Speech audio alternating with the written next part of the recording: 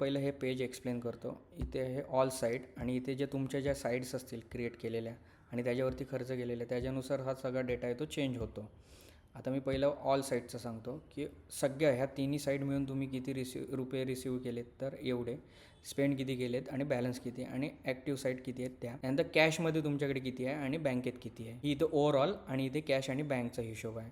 ते बघू शकता की खेड ह्या साईटमध्ये मी टोटल किती रिसीव केले, त्याच्या अगेन्स्ट किती स्पेंड केले, ह्या म्हणजे प्रत्येक साईटचे तुम्ही इथे ग्राफ आणि चार्ट्स बघू शकता. आणि ओव्हरऑल तुम्ही सिमेंट कितीचं घेतलं, स्टील कितीचं घेतलं, तर हा झाला तुमच्या सगळ्या साईटचा मिळूनचा चार्ट. आता जर समजा मला एका पर्टिक्युलर साईटचं जर बघायचं असेल तर मी त्याच्यावर क्लिक केलं तर मला इथे त्या साईटचं टोटल हिशोब येतो. इथे ॲग्रीमेंट अमाऊंट म्हणजे काय, तर मी ही खेड साईट 22 लाखात पूर्ण करून देणार आहे. त्याच्यातले मी टोटल रिसीव केले 13 लाख, स्पेंड केले 6 लाख आणि बॅलन्स आहे माझ्याकडे 6,22,000चा. त्यातलं कॅश आहेत 10 लाखाची आणि बँकेत आहेत 3 लाख. त्यानंतर इथे बघा मंथ वाईज पण स्पेंडिंग येतं आणि रिसीव केलेली अमाऊंट पण येते. तुम्ही जे मटेरियल घेता त्याचे तुमचे 15-20 वेंडर्स असतात, म्हणजे सिमेंट एकाकडनं घेता, खडी एकाकडनं घेता, त्याचे पण इथे बिलं पण दिसतात. आणि जर त्याला पेमेंट करत असाल तर त्याचं पेंडिंग अमाऊंट पण किती आहे आता सध्याला ते इथे ओव्हरऑल दिसत जाते. जरा खाली आलात की तुम्हाला तुमच्या ज्या एंट्री आहेत त्या इथे शो होतात.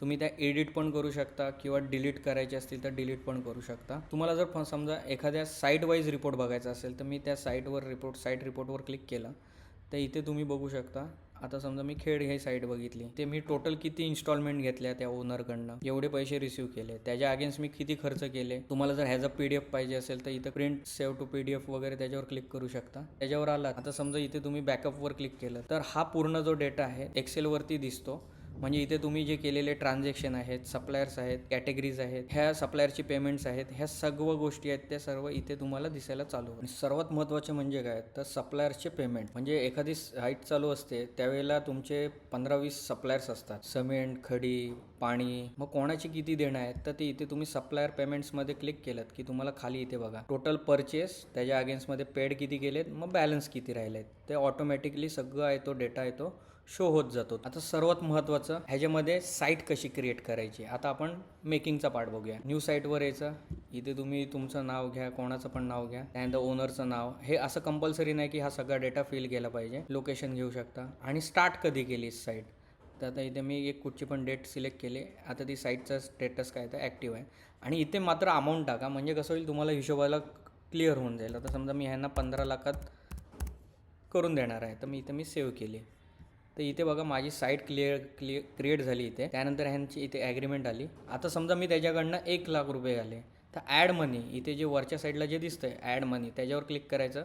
इथे मनी रिसिव्ड, इथे मनी स्पेंड. ह्या साईटकडनं मला 1 लाख रुपये त्यांनी कॅश दिली, इथे रिसिव्ड अमाऊंट म्हणून टाकू शकता. इथे दिसायला लागली वाळू घेतली 30,000ची, ॲड मनीमध्ये जाणार, स्पेंड मनीमध्ये. ह्या साईडमध्ये मला खर्च करायचा आहे 30,000चा, इथे अमाऊंट टाकली. तारीख घ्यायची, कॅशमधनं घेतले का कशातून घेतले ते, सँड घेतली. समजा इथे मी क्वांटिटी टाकू शकतो. समजा मी इथे फॉर एक्झाम्पल 30 ब्रास घेतली. आता हे इथे तुम्ही तुमच्या ह्याच्यावरती टाका. इथे युनिट्स पण येतं, ब्रास वगैरे, केजी वगैरे.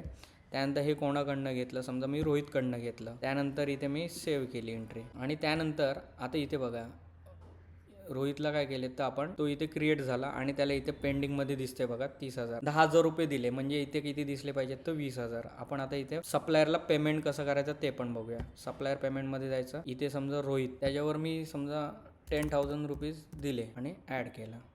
तर आता इथे बघा रोहितला 30,000चं मी घेतलं होते त्याच्याकडनं आणि त्याच्यातले मी त्याला 10,000 पेड केले. आता इथे 20,000 इथे दिसते ओव्हरऑल अमोल साईडवर. आता बघा 30,000चं मी खरेदी केले आणि त्याच्यातले 10 दिले. आता इथे बॅलन्स दिसतोय 20,000चा.